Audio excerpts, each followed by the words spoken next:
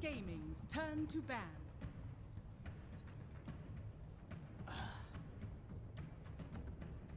Alliance's turn to ban.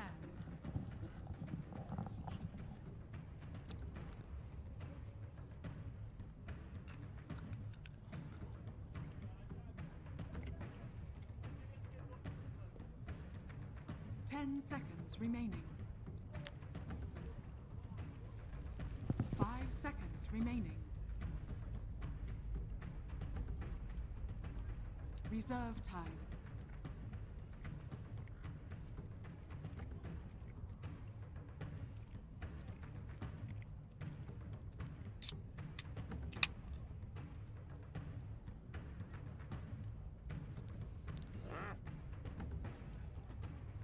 Wings Gaming's turn to ban.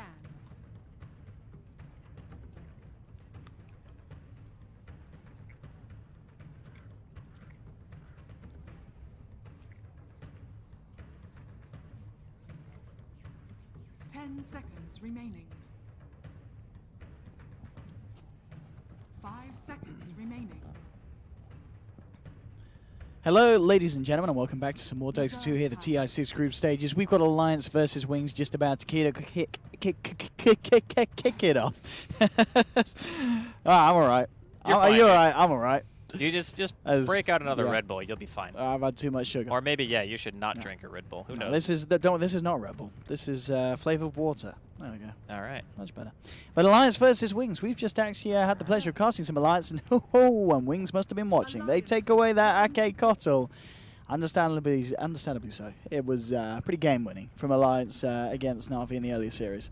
They were drafting around it very well, too. Like, the Bristol Cottle offlane was doing a lot of work. The Aghanim's timings that Ake had both games, 20 and 25 minutes respectively for the game 2 and game 1.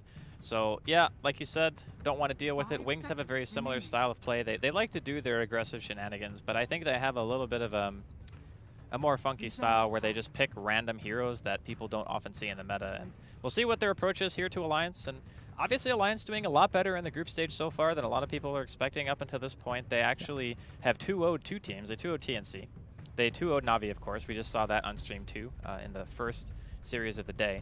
And the only real struggle they've come up against so far is getting 2-0'd by OG, which, again, being one of the front runners in this tournament, you could say going into it, not really much of a shock. Whereas Wings are sitting pretty much, you know, bottom 4 right now, but tied for 5th place with LGD. They're 4-4 going into this series. They tied up against EG and OG. So obviously those two teams are doing very well in their own rights. And now here they are looking to make their way into the top 4 to make sure they get into the upper bracket. And I think it's kind of important to keep in mind now, halfway through or almost halfway through day 2, you can start thinking about, you know, which games each team has to win. Yes. And I think that Wings and Alliance are both kind of at that tipping point where every single game counts now. It really does. And I think one of the things as well is because we've seen in the groups, you know, teams that may have been expected to, you know, flat out just win games, they just haven't. So we are having in this situation where teams are at a much more even level, and suddenly there's this middle ground where a lot of people are on even points. Yeah, I'm just curious to see the approach that Alliance are going to take here, unable to get their hands on that Keeper of the Light. They do get the Ogre Magi, though, for EGM. Wings are going to open up with the Oracle Mirana. I was actually talking to... Oh, man, I'm going to blank on who I was talking to. I was talking to one of the pros, and they mentioned how they feel that this is one of the stronger openings that you can do right now because it pretty much tells nothing to the enemy team. Obviously, both heroes can be run as support. You have the Mirana who can go mid or as any core role, really, even towards the offlane, depending on how Wings want to run it. And then the Oracle, which just offers a free save. It has okay lane presence, maybe not the best, but during the mid game, it can just be an absolute treat. And, of course, as we talked about, the Cottle being banned out, it does leave IO in the pool. Alliance being one of the best Wisp teams, I would imagine, at this point. Yeah, and I guess that's... well, it's because obviously in the series earlier we saw EGM play the Ogre, but I guess with the I think it's Ake Ogre. Yeah. You've got to put EGM on his eye, haven't you? Even though we saw EGM Ogre before. And that's... absolutely, we can expect some very flashy plays from EGM. He's not going to disappoint on the IO, always coming in with those miraculous saves. But as she says, you know, with the fact that there's Oracle as well, Wings have got to save themselves. We could see a lot of impressive stuff from the supports, and Cores having their backside save time and time again on both teams. That's kind of the cool thing about this meta, is that there's a lot of clutch supports, like Shadow Demon, Oracle, Yeah. IO, just those really cool saves and turnarounds that in the past metas you didn't really see quite as much, but we're more towards that single target focused and just go in, try to get the kill as fast as you can. Oh god, he got false promise, now everything's just kind of going tits up. So we'll see. Alliance taking out the Bounty, a very, very good ban. Bounty destroys IO during the early game. And more than anything else, when you have an IO on your team with an Ogre, you really don't want them to be in the same place unless you're like dual roaming. So think what Navi did with Seneko on the Wisp and then Artstyle on the Bane. Something similar to that where they were playing at Star Ladder and they just completely dismantled the laning phase of the enemy team with that. You can go that approach, but it leaves your solo lanes very susceptible. So I'm thinking that Alliance doing the dual aggressive lanes against Navi, I'm not 100% sure if they're going to send Ogre off lane yet, but it's always a possibility. Bans as well for Wings. Something as well from the draft as well. I think in the draft against Na'Vi, when did they pick up the Bristleback? Was it second? No, I think it was it was third, wasn't it? It was third in the first game, and then second in the second game. So I mean, you're talking about going aggressive and stuff, and maybe not wanting to do that as much here. Do you think there's a chance we could still see? No, yeah. There's the answer. So we can say no. We don't want to see the Bristle. IO Bristle is pretty much it's an MVP trademark, but it's also something that Alliance do. Absolutely, yeah. That's what I was worried about if they were going to be able to slip that through, because we've seen Bulldog, Loader, they both are incredibly good on the hero. And I think it was in the second game, Bulldog was like on top of the net worth on the Bristleback. He was just farming up insanely. They utilized the ancient stacking perfectly. That game was really rough though for Navi because they had these two defensive supports. Like they had Shadow Demon and Oracle. So you can't really contest with those heroes. Like if you walk to the other side of the map and there's this puck mid with Coil, you can just put yourself in a position where you're just going to die. And because of the fact that, they had all these stacks going to Bulldog, Navi didn't even get their own stacks. They lost them. And Roche and the tier 1. It was just... It was a kind of a disaster there. But again, moving on to this game, Alliance now looking at their 4th ban. And again, not really much information you can glean here from either team. Maybe just the fact that, Huskar always going to be... You see the Oracle, you've got to do it. I think after yesterday when people were seeing Secret play it like every single game. And they won every game that they picked it. Yeah, 100% win rate with the Huskar. They're just like, you know what, this hero probably is good enough to warrant a second phase ban. And on top of that, they do get their hands on the Beastmaster. Probably a bit of a denial pick as well. Having a Vision hero in conjunction with the IO is always nice because that way you can reliably set up your relocates. So in this case, it would be like a Roar into a relocate. But since Batrider's banned, you're not going to see the Bulldog Bat. You're not going to see the Bulldog Beastmaster. Just taking away that extra IO partner adds a lot. What are we going to see Bulldog on? Well, what's still there that you feel that Bulldog... Well, it depends on how they want to play it, right? Do they go for some Tiny instead? And just go for the mid-dual lane? Because at this point, with the Bristleback being banned, the Brood being banned, not having Bat, and the Beastmaster being taken away from Wings, I feel like they're kind of running out of options for the hero that actually sets up for the relocate. So the other option that you have is just going for something that benefits a lot from having a Wisp with you all the time. And usually that's like your Svens, your CKs, your Tinies. Oh, Bulldog Tide! The Bulldog Melon? Wow! This is a rare thing. You don't actually see Bulldog play it that much. No, we don't. But it ain't bad. Well, we don't know that. It might Dude, be. it's a Tide Hunter. Like the hero, you walk in and you hit Ravage. Good. Okay. Yeah, the Bulldog Tide. All right, let's do this. This is going to be fun. Wings, they're not a fan of fun. They've got Slark Oracle. The little fish is good against the big fish, as Winter would say. You just essence shift stacks for days. Oracle's going to be there backing up the Slark. It could turn into a game where the Slark is just impossible to kill. Are they just going to go like AM or something? What, Lions? Loda AM. Why'd you feel AM could be here?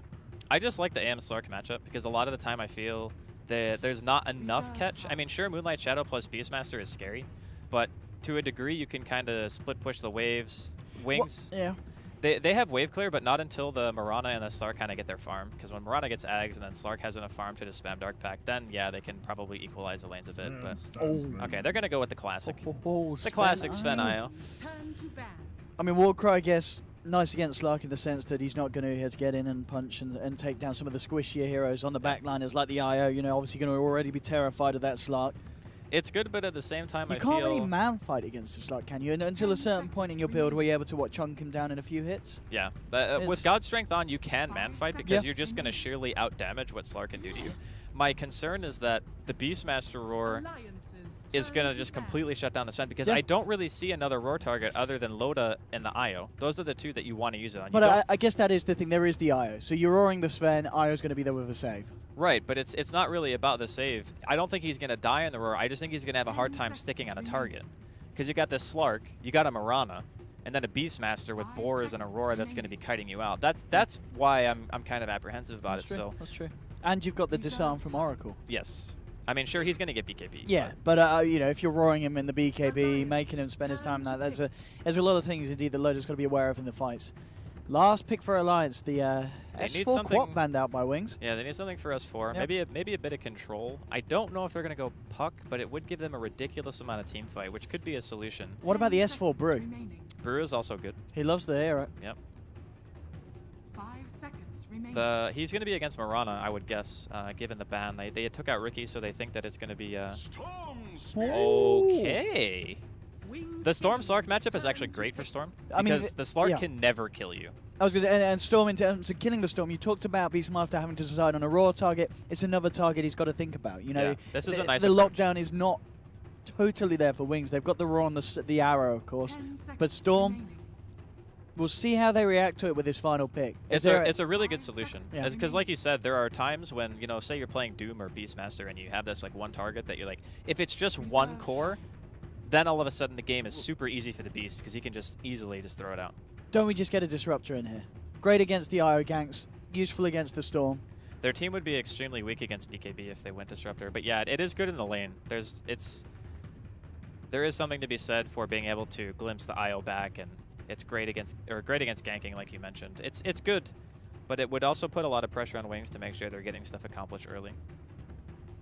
Of course, though, this is Wings. You know, you never really know what to expect from these guys. They've always got something fantastic. Yeah, I'm just expecting like a Warlock pick for no reason, because that's just what Wings like to do. Whenever I'm in the situation they have one support left and they're on 5th pick, my brain just like, are they going to pick Warlock? But we'll see. Ah, there's the Nyx. All right. All right. Support IO, Nyx. Storm. You know, Nyx is going to eat your heart out. It's all right. I'm actually not like... I'm not a huge fan of it, because it's the same thing as Disruptor, right? And it's not like Alliance are going to be playing like two split apart. You have a Tidehunter, and then you have a Storm, and you have this Relocate. So the Storm is actually the hero who's going to set up for Relocate ganks in this game. And then, yeah, Faith Beyond's going to be playing Nyx, which I like the hero personally, but I don't know if it's super strong in this lineup. We'll have to see how he plays it. I mean, if the Storm falls behind, it could be a hard game for S4, couldn't it? Oh, yeah, for sure. Yeah. And it's not like a Relocate is a super reliable save a lot of the time. Like, Dooney's going to have to be on point if he wants to save people from a Roar. Because right now, they actually have a tremendous amount of magical burst. So, like, if an arrow lands or a Roar comes out and you get Starstormed and, you know, the Oracle throws out a couple of Purifying Flames, you can very easily drop. Even the tankier heroes like Tide and Sven are going to have to worry about that burst damage. But yeah, I'm probably favoring... I'm favoring Wings a tiny bit, even barring the last pick Nyx. I just think it's going to be hard for Faith in the early game to really find much. For battle. But we will see. Okay, let's do these predictions, Andy. Item bugs. Item bug. All right, what do we got for predictions? Well, I went, so highest magical damage, I went with the Mirana. Okay. 15 denies S4. Maybe Sven. Or would you, are you just saying the lane? The safe laner is probably more likely to get higher denies than the mid laner. Top tips from Andy. Play with the first triple kill. Ooh. Who's going to be the playmaker? S4 zip-zapping around? Kill. Him or Loda coming in. Or maybe Blink. Him or Blink, I would guess. I'm going to go S4. I've gone with Blink here. We're going to go for a bit of balance in these predictions. Total number of trees destroyed. What the hell? Okay, that's it. That's it. I would say... Who's destroying trees here? Storm? Yeah, who can kill trees? Beastmaster? I'd say 51 to 175. I think that's ambitious. I think it's going to be... Because what happens if he balls into the tree line when he's running away? He kills like 20 trees just doing that. He does it like 2 or 3 times in a game. You've sold me, yeah. There we have it. Ladies and gentlemen, here we have going into Game 1 of Wings versus Alliance. For those of you who have been watching the other games, for those of you who haven't, just a bit of an update on what these teams have been through so far. Spoiler warning, if you are going to go back and watch the VODs. For Wings, they were just playing up against OG, and the score did settle as 1-1. Very exciting series. And Alliance, they just played against Na'Vi, and they came out on it with a 2-0 lead. And in a series that Arguably, it wasn't really that close, was it? No, Alliance it was had not just close. turned up and Na'Vi were... They had a very good plan for great. what Na'Vi wanted to do, and Na'Vi just completely collapsed. It was pretty ugly for Na'Vi fans, but Wings obviously being a hard hitter here, heavy contender in the group stage. They are going for the root. Let's see what goes down. They can't fight this. Wings have to run. There's no way. Alliance securing the space for this, and we saw Bulldog. Just trying to take it away from the hands of the Nyx Assassin, but Faith being a little bit quicker on the clicker. Managed to grab a bounty rune in return, so 1-1 each way. And lane-wise, anything surprising? Well, Wings are going to be sending Shadow up to the top lane, and Loda's going to be sent down to the bottom lane. So who's trying to go aggressive and who's dodging who here? It's definitely Wings dodging Alliance. Yeah. There's no way you want to play against this as a Slark. They want Faith Beyond to be against the tri-lane for sure. The biggest issue that Slark has is that he is a notoriously weak laner. Any aggro lane against Slark is going to pressure him in regards to farm. So best case scenario is pretty much what they have now, having Shadow and Innocence against Bulldog solo. And he's taking quite a bit of damage here. He does have a boatload of regen though, so he should be fine. So you've seen your lanes as Alliance. Do you then move it back, or do you just go, all right, okay, they predicted us, they've reacted, we just stick down here though? They need to move at least one hero. Okay. Ake can either look for the Beastmaster, or he can make his way towards top. Those are pretty much the two options. I guess pressuring mid is also a play that he can make. So it looks like he's just going to toss out a casual Ignite and give S4 a little bit of a laning advantage. But yeah, the thing with Beastmaster is that since Ice is just not being contested at all, I think in the long run it's probably still okay for Wings to completely sack their Nyx. It's getting quite a bit low here in the bottom lane, just being forced to hide behind the trees. But yeah, I think Wings are probably going to be okay with this. As long as Ice is jungling at a proper speed, it should be fine. Yeah, and as you said, the movement has been made. Ake turning up towards the top. Will be there to back up Bulldog and try and do his bit in terms of slowing down the Slark's start here on this top lane. EGM with the Spirits coming out, seeing if you can find a cheeky Faith Bian hanging in the sidelines looking for experience, but the Nyx Assassin backs up safely. Mid lane matchup, Blink 8 for 0, 8 for 3 on S4. Going relatively even here. But as you said, because Wings do have that jungler, Alliance do need to look to get a little bit more out from the lanes. Yeah, I'm actually unsure if Ake going up here is the right play. I mean, yeah, you're going to be able to pull and whatnot. It'll get you some more EXP than I farm from Shadow. But man, free farm Beastmasters have a tendency to win games. I just see that hero so often get like an early book and then Blink Dagger and just completely crushes the game. So for Alliance's sake, I hope that doesn't happen. But with the start that Ice has right now, you know, he's already almost level 4 and it's 2 minutes into the game. I mean, in terms of dealing with the Beastmaster, is there any chance we see a movement from Alliance trying to hinder that, or any kind of gank that can come out, or do you feel that Alliance are precious to stay in the lanes that they have found themselves in? I don't think Ake has much pressure to stay here at all. I think more often than not what you want to do is you either want to be with the IO looking for kills, or you want to just be sitting in the woods and forcing Ice to not get any farm. Because he's the impact hero, right? He's the guy that you're looking at during the mid game and saying, okay, this guy's got a book 1 and a blink. He can solo kill our cores. Like, this guy is going to have gigantic impact if you just leave him alone. And I mean, EGM's going to come over here, but this is an IO. This isn't the same effect as an 8 armor ogre just walking at you and throwing out ignites. And let's be honest here, of all the heroes on the team of Alliance, Bulldog is probably the best hero at recovering because he's a Tide. He can get jungle stacks, they can stack the Ancients for him, they even have a Sven. So there's so many things that they have where they can recover farm on Bulldog.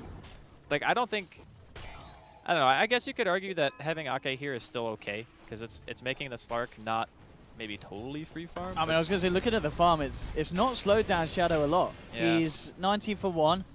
Deny-wise, yeah, you were right, Loda is the one to be watched. 17 for 16, so Loda maintaining a bit better control of the lane, that's for sure. You know, the Nyx Assassin proving to be less of an issue for him than these two are, but it's close, and Shadow by no means is being held back. He is up there in the CS. Yeah, I don't see the Ogre doing much here. I'm not sure what the reasoning is personally. I mean, they clearly have one, otherwise he wouldn't be here. Maybe they're just concerned that if Ake starts moving around, maybe Innocence makes his way towards mid, and that would be really frustrating for S4 until he hits level 6. That could be one reason. But for now, EGM's just chilling here with his Invis rune, soaking some EXP up from Ice, but he's still almost level 6. It's 4 minutes into the game. Like, he's going to hit level 6. Well, he would have been 6 faster than S4 if EGM wasn't soaking from him. But he's still going to hit it first. It could maybe try and do so. EGM's got 2 points in the Spirits. If he gets a solo kill, that would be absolutely huge. And speaking of, top lane. I burst him down. Shadow jumps in. Bulldog caught out alone. Ake not close enough to help. And EGM, he's actually been revealed here. Ice just roars him up. He walked into the sentry. Wings kicking it off. 2 kills. Not what Alliance needed to be given away at this stage of the game. So EGM's like, all right, I'm going to steal some EXP, then I'm going to give it right back. Enjoy. Just gets blasted by a roar. Maybe a blessing in disguise, because now he's not going to have the smoke roar available for middle lane, which very, very easily could have been a kill on S4. Maybe, yeah, maybe it was a good thing. I don't know. Wings, though, they're getting everything they want out of this laning phase for sure. See Innocence high up EGM. Blink's going to jump forward. S4, he's just hit the level 6. We'll see how he can play around it. In fact, he is going to be looking towards Blink. EGM comes back in, refueling him up, and Alliance find a kill. Ice with the rotation. Can't do anything about it, though, because Ake's there with the Fire Blast Alliance. They'll take a second double kill for S4. Very smoothly played there in the mid lane. And all of a sudden, that roar pays off, because he didn't have it to kill S4 in mid after they go for that kill. All part of the EGM strats. He's playing the long con, dude, for sure. The long con always works. Just tank the roar. S4 says, good job, buddy. Yeah, getting S4 snowballing is a great way for Alliance to get to the mid game and really make stuff happen. Because obviously, once EGM gets relocate, you're going to have this really nice pairing where the Storm jumps in, the relocate's on top of it, and then you get your Sven in there and you just pretty much kill anyone. So it's something that Wings are going to have to keep in mind. I'll see on the bottom lane, both Loader and Faith BN closing on the level 6. Well, I mean, once we hit the 6 on the Nyx Assassin, can we expect Faith BN to become rather active across the map? Is he going to have his eyes on a particular target? I think he just wants to get information more than anything. Like, sure, getting a kill would be great. If they can go on S4, they have enough burst between him and Oracle, and okay. Moving in, the backup from EGM, turns around, nice turn, holds back Loader, Ice roaring EGM up. See if they got enough damage. The war cry from Loader is keeping EGM alive. Faith BN coming back in, they'll take down the IO. Loader still playing around, he's got a Mango, so it does have another stun available, but Shadow's turned up to the fight as well. Pounces in onto Sven, the follow-through stun from Faith. They'll find themselves a second kill, Wings. And this time it's Alliance getting outplayed. Unable to stop Wings' reaction there. And 2 Loaders moving. That's a perfect example of why Beastmaster owns Sven. Because you put 1 boar on him, and God Strength or not, you ain't moving anywhere. Even with tether speed, he could barely keep up with the boars, and he was trying to kill the one to get EGM away, but, you know, Ice had the cooldown up and eventually got the second boar out, and at that point, the Wisp is already dead. So really nicely played by Wings. Solid rotation. They even had vision of the lane afterwards, so they placed the ward. They're trying to protect that lane as much as possible, make Loda rotate back towards his own safe lane. And obviously, oh, they're going to go for a kill here. Innocence. See how he can play around this. He does have a disarm available. Okay. Ravage being expended. Bulldog going all in on this one, but he disarms Loaded, tries for a TP out, but the swipes from Admiral Bulldog are too much, and they do continue through for the kill. S4 getting very low as Faith BN tried to make a go on it with the Vendetta move, but S4 so has to be careful. Low on mana. Sentries dropped down, but they don't need to worry about any invis from that man. Moonlight Shadow is low on the mana blink. In fact, they're trying to turn and kill Ake, and they might just do it. Stun from Faith BN. They're going to find it here. Ake can't get himself out, and Wings do manage to get away with the kill. Not the initial kill that they set out for, but a kill at the end of it all. A lot of the heroes on Alliance right now are just incapable of fighting, and because they expend Ravage on a support kill, it just means that Wings can play a lot more loosely for the next couple of minutes, because Ravage is a very long cooldown, 2.5 minutes. Interestingly enough, I haven't really been able to cast any of the Wings games, so okay, S4 is dead, super dead. But maybe you can answer this actually, because I don't know. Does Ice always buy Vlad's first on Beastmaster? Because I don't know if I've seen this There are before. some. I know if the game does, requires people like mind control, they will pick up an early Vlad if they feel the momentum going. So Ice, I guess he's the same. Bulldog hoping for a denied the Ancients. Isn't going to happen. A Raw and a follow through from Shadow takes him down. But no, I've certainly seen Beastmasters in games where there is this pace, there is this want to group up and go. They do just pick up the Vlads earlier. I mean, yeah, if you're going to 5-man, the item is obviously great. It's just very uncommon to see this picked up first. I guess the reasoning is you already have max Inner Beast anyway, so you have the 45% bonus attack speed, and it also opens up opportunities to go for a much earlier Roshan if, say, Ravage is down, for example. So it's definitely good. I'm just like, haven't seen it before, at least not here. I guess it's kind of nice as well with the Slark in the fight. So, can you nuke down relatively low? It's not going to fall. Oh, he has Armlet. He's actually fine.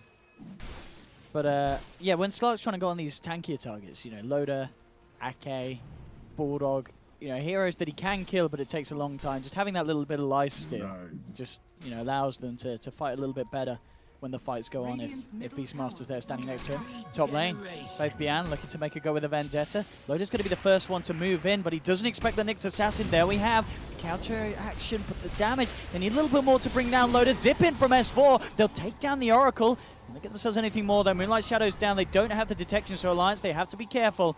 Backing off. TP in from Shadow, seeing if he can get in position to go for a kill. They'll stun S4, no! S4, his Spidey senses tingle. And he zips away just in time.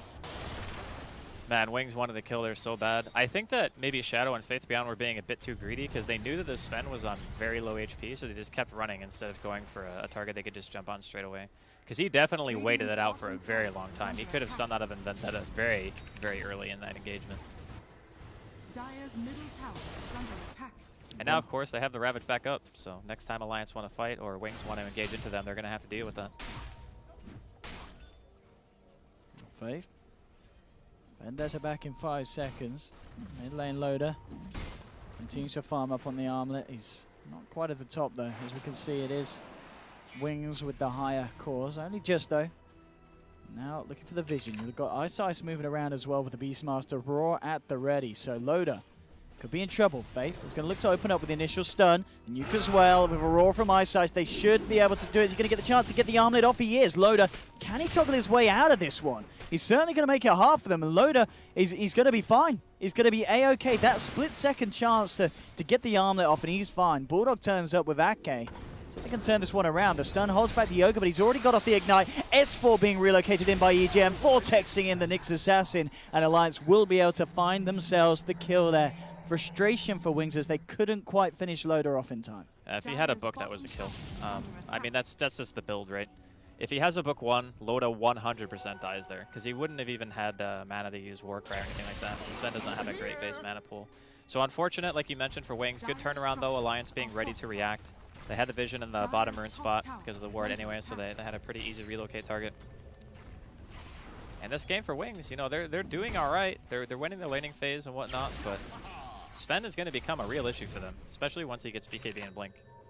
I mean, do you feel that's the build for Loader? He gets BKB yeah, he needs BKB. Maybe not next, but like you finish Treads, maybe go Echo, then Blink, then BKB.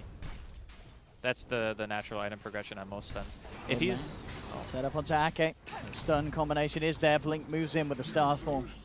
They'll burst him down top lane as well. They're looking for more action. Wings Loader moving in onto Ice. Once on there on the sideline. Shadow as well. EGM comes across, boosting up Loader with a Roar onto the IO. The nuke from Innocent. They'll take him down, and now Loader all alone. No one to help him out here. He'll try his best with the armlet toggling Shadow. He's got a Shadow Dance, so he can commit here. Pops the ult. Doesn't even need it at the end of the day. The nukes from Innocent. Far too much for the Sven to deal with. And Wings, they find a quick kill mid, follow it through with 2 kills top, and they'll turn it into a tower push as well. Yeah, really nice movement coming out of Wings there, realizing that there's no more vision top. They got the sentry on the ward that Alliance had placed a little bit earlier, so unfortunately they were not able to see that one coming. Tower going their way, it's going to secure the book 1 there for Ice, and now he's pretty much back on track. Having the Vlads with the book is going to just be like a ridiculous amount of pushing potential and damage. Not to mention the sustain. As we mentioned, like getting Roshan is pretty important in these types of games, and their team allegedly is pretty crap at killing Roshan, so having the Vlads is going to help a lot in that regard. Now looking over Alliance, S4 does have 2.1k gold on top of the Sol Ring as he's looking to build towards that Bloodstone. Mech, as we saw, is done and complete on Bulldog. He's halfway through 10. Not quite got the level 11 Ravage online yet. Already Faith Bian on the Nyx Assassin. He's managed to make a fair bit of action happen across the map so far. He's looking for more. Double damage in Vendetta as he moves down towards the bottom. Already Alliance retreating. S4 and EGM not wanting to hang around here. Scan on scan action. Radiant's bottom tower Isn't going to is catch under anyone attack. out. That one is, though. Dire. They will be aware. There's a potential movement from a Wings member. I'll expect it to be the next assassin. Bulldog's ready and waiting with an Invis rune on the Tidehunter. Maybe they could try and make something happen with this. They are going to group up as 3. Ake and S4 right behind him. Faith Bian's hiding in the tree line. As they can sniff him out. Is he going to reveal himself? He's keeping himself Dire's hidden. middle tower is under CS4. He's still 20 seconds before Vendetta, so unlikely to come out again before that. Mid lane, Wings are finding the space with the 4 of them to look for a tier 2. So this could be a trade, but of course a tier 1 for a tier 2 trade. The one that Wings will certainly be happy with. They take the tier 2. They may even have a chance to react to this tier 1 push. Line's going to be drawn. They'll try maybe for a crossover behind Alliance as they get forced back. TPs will be coming through. Blink to start it off. Faith Bian looking to lead in onto Bulldog. He does have the Ravage available. He's going to look towards Blink. There's the Kush. Slow does turn up as well. EGM brings him into the fight. Ravage comes through. They've taken down one. Bulldog? That Ravage hit 0 heroes. And now Wings. They're hitting back hard, Andy. Where's your Ravage now? This was a total disaster for Alliance. That was some seriously questionable play from Bulldog. He had Ravage and S4 just died. He didn't use his ability to save his core player. I don't know, that was really bizarre. Did you see that TP? Yep. I did indeed. I don't have any words for that. That was just a series. We'll call that a series of unfortunate events, and we'll leave it at that. That just happened. Everything. Wings. It was a Shiva tribute. You know what happens. Oh yeah. I mean, if we've had the Shiva Ravage, that's definitely the Bulldog TP. That was. All right, so clearly not the fight that Alliance were looking for. I think the Sven's item progression is just not quite up to snuff. You know, normally you see this hero and he's always at the top of the CS charts and always at the top of the net worth charts, regardless of the state of the game. And the fact of the matter is, Loda's just not able to keep up. And a lot of that has to do with the fact that Wings have been constantly pressuring him. As Faith Beyond's over here in Vendetta, just checking things out. I don't think there's any sentries in the area from Alliance, but there is an Observer Ward. Oh, there we go. And the arrow to follow up again. Wings. Kill after kill now at this point. They are they're turning up in Alliance. They need to do something about this, as we can see very suddenly. We're 17 minutes in. It's a 10k lead. Wings starting to cement their position. They'll look to Roshan. Alliance, no Ravage for 45 seconds. So it will be a hard one to contest. And they're in the wrong half of the map to do so anyway. So Wings look to get away with this for free. Yeah, this is when the Vlads comes into play. It just makes the Rosh so much safer. Having to disarm too from Innocence at level 2. It's pretty OP actually. They're just taking no damage. It's not the fastest Rosh, but it's super safe.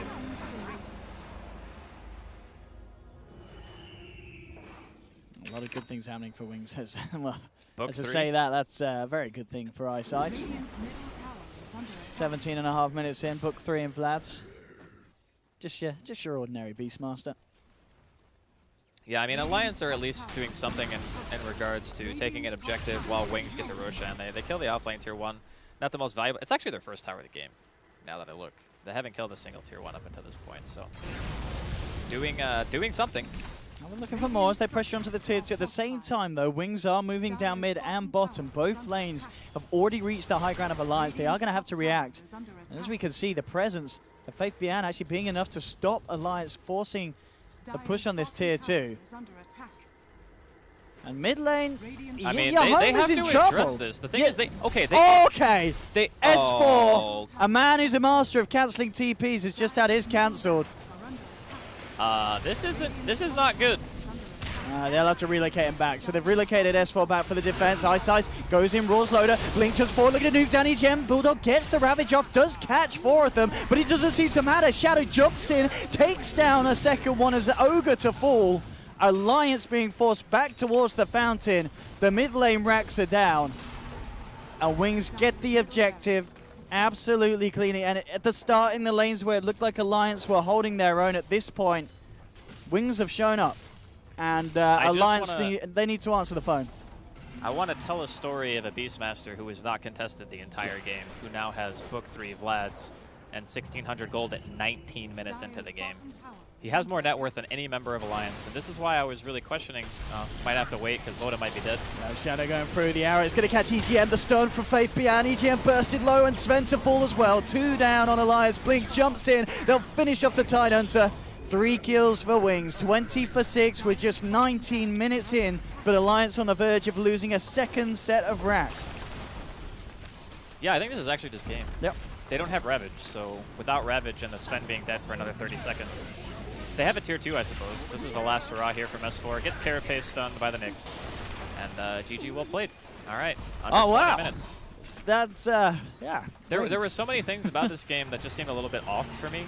Like, not contesting Ice. I mean, clearly Alliance had some idea of what they wanted Ake to do during the early game, but what I really felt the most was that Ake was not comfortable playing in that role. Like, when you look at Ake, he's the guy who's usually sitting around, you know, helping a lane, and that's what he tried to do on an Ogre. But Ogre doesn't do that. Ogre walks around, he punches people, he buys Orb of Venom and skills Ignite, and he's like, yo, I'm in your face, I'm making you do stuff. Because that's how Ogre's just meant to be played, and I felt like he was a bit out of sorts. They could have left the Sven 1v1 against the Nyx. The Sven is perfectly fine in that lane. There is no reason they need an IO there. They could have played it a much greedier early game, maybe had a better laning phase for S4, just having, you know, Dooney around, getting some runes and whatnot. And it just felt like at every single turn this game, something bad happened for